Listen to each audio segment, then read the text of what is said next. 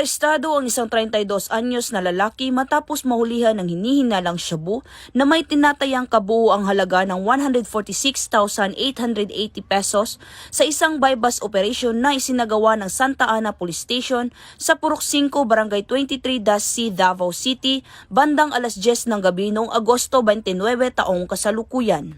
Kinilala ang suspect na si alias Makmak Binata, residente sa Purok 5, Zonta Village, Timungco, Davao City.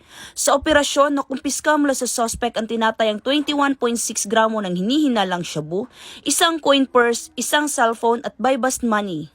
Ang lahat ng ebidensya ay maayos na minarkahan at inimbentaryo sa mismong lugar ng insidente sa harap ng mga insulating witnesses alinsunod sa batas. Nahaharap ngayon si Makmak sa kasong paglabag sa Republic Act 9165 o ang Comprehensive Dangerous Drugs Act of 2002. Ang nasabing operasyon ay nagpapakita ng matibay na suporta ng Police Regional Office 11 sa ilalim ng 7-point agenda ni Acting Chief PNP Lieutenant General Jose Melencio Nartatis Jr., partikular na ang pagpapatuloy ng kampanya laban sa iligal na droga tungo sa mas maayos at ligtas na bagong Pilipinas.